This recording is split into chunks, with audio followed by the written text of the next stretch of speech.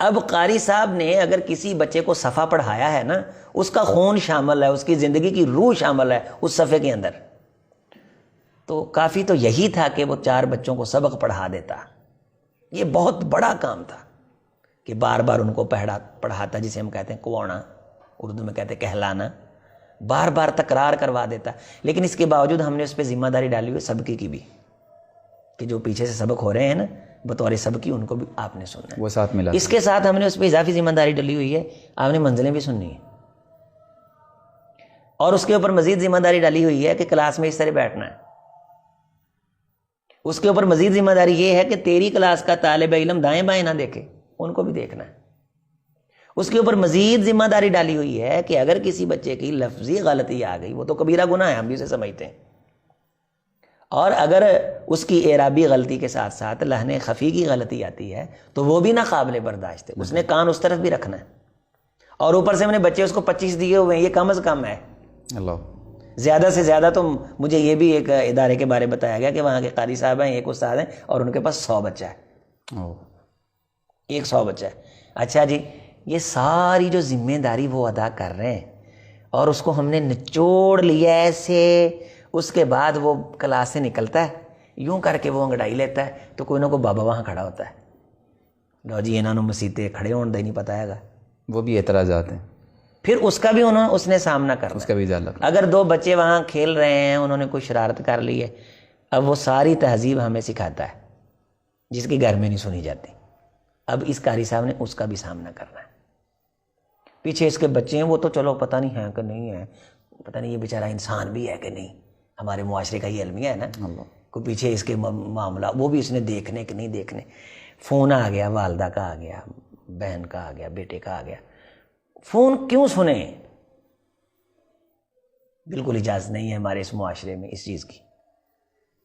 دے کیا رہے ہیں بھائی؟ سونے کی چڑیا دیتے ہو ہر مہینے؟ نو نو نو، اسی تو اجر دے ہی نہیں سکتے، اجر اللہ تعالیٰ نے تانوں جنت ہی دینا ہے۔ بھئی اللہ کے بندو، جو تم نے اس کو پیسے دینے وہ تم نے دوزخ میں جانے کے لیے دینے، تو تم نے بھی پیسے دے کے جنت ہی جانا ہے نا۔ اگر یہ زیادہ محنت کر کے زیادہ بڑی جنت لے لے گا تو تم زیادہ پیسے دے کے زیادہ جنت نہیں لے سکتے، تمہیں نہیں جنت چاہیے۔ اگر اس نے اللہ کی رضا کے لیے قرآن پڑھانا ہے تو تم نے اس کی خدمت نواز شریف کو راضی کرنے کے لیے کرنی ہے۔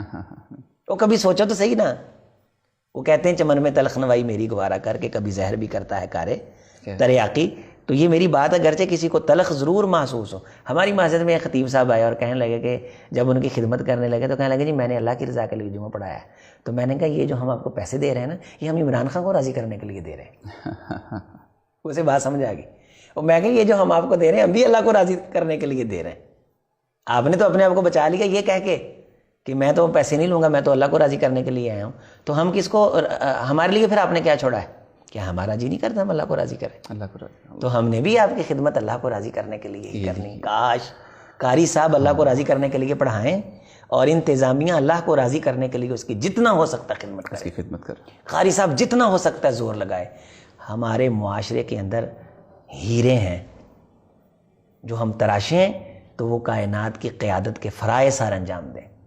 ہمارے ان شعبوں سے نکلنے والے بچے قرآن مجید سے جو بیزار ہوتے ہیں نا، اس کی استاذ کی روح کا ان پہ اثر پڑتا ہے۔ قاری صاحب یہ میری بات نوٹ فرما لیں، سامعین و ناظرین بھی نوٹ کر لیں۔ اگر قاری صاحب کلاچ بیٹھے نے مجبوری سمجھ کے، اگرچہ نہیں بھی بتاتے، رسول رحمت علیہ الصلوۃ والسلام جب معراج پہ گئے، آپ کو شہد پیش کیا گیا، آپ کو شراب بھی پیش کی گئی، دودھ بھی پیش کیا گیا، آپ علیہ الصلوۃ والسلام نے دودھ کا پیالہ لیا اور پی لیا۔ وہاں فرشتے نے رسول رحمت علیہ السلام سے کہا کہ اگر آپ شراب کا پیالہ پکڑ لیتے فغاوت امت، تو آپ کی امت گمراہ ہو جاتی۔ اب امت تو نیچے ہے، امت کون سا دیکھ رہی ہے کہ رسول صلی اللہ علیہ وسلم نے وہاں کون سا پیالہ لیا۔ استاد 7 پردوں کے اندر بھی بیٹھا کوئی سوچ رہا ہو نا، اس کے اثرات طلبہ پہ پڑتے ہیں۔ وہ صبح بھی بیزار، دوپہر کو بھی بیزار، شام کو بھی بیزار، قرآن پڑھا رہا ہے، ڈنڈا ہاتھ میں پکڑا ہوا ہے۔ جب وہ خود خوش نہیں ہے قرآن کی خدمت کر کے، تو اس کے سامنے بیٹھے ہوئے بچے اس پر اچھے اثرات نہیں مرتب۔ وہ قرآن مجید پڑھیں گے ضرور، لیکن قرآن مجید دل سے نہیں پڑھیں گے، روح سے نہیں پڑھیں۔ روح سے نہیں پڑھیں گے. ہم نے اس کی روح کو بے چین کیا ہوا ہے, مضطرب کیا ہوا ہے, منتشر الخیال کیا ہوا ہے. کبھی وہ ادھر دیکھتا ہے, کبھی ادھر دیکھتا ہے, اور کبھی وہ گھر کو سوچتا ہے, کبھی معیشت کو سوچتا ہے, کبھی اپنے فیوچر کو سوچتا ہے, اور بیٹھا ہے سامنے, تھوڑی دیر کے بعد وہ پھٹی کھڑکا دیتا ہے, بچے یوں یوں کر کے ہل لیتے ہیں, اور پھر ایسا وہ اوپر چھا کر کے بیٹھا ہے کہ جس طرح نعوذ باللہ بچے قرآن مجید نہیں پڑھنے آئے, جیسے کوئی سزا بھگتنے آئے ہوئے ہیں. ٹانگ سیدھی نہیں بچہ کر سکتا. کیوں بھائی, تم نے گوڈے پہ کیوں بٹھانا؟ یہ کس نے یہ طریقہ ایجاد کیا ہے؟ تو آپ بچوں کو بھی ریلیکس رکھیں, خود بھی ریلیکس رہیں. یہ سب کچھ تب ہوگا جب ہم ایک دوسرے کے درد کو محسوس کریں گے. قاری صاحب جو ہیں ہمارے شعبہ حفظ کے اساتذہ ہیں, ہمارے سر کا تاج ہیں, ان کا درد ہمارے دل میں ہے. ہم یہ چاہتے ہیں کہ ہم ان کے بارے کوئی نہ کوئی لوگوں کو بریف کریں, لوگوں کی رہنمائی کریں, اور ان کے وظیفے کے بارے ہم ایک باقاعدہ مہم چلائیں. ان کے وظیفے کے بارے ایک مہم چلائیں, ان کی خدمت کے بارے, ان کے حق الخدمت کے بارے ایک مہم چلائیں. اب جس کو 2 جملے کہنے آ جاتے ہیں, اس نے تو وہاں بھی پروگرام کیا, قاری صاحب وہاں سے 5000 مل گیا, وہاں سے بھی 10000 مل گیا, رنگ برنگے کھانے بھی کھا لیے.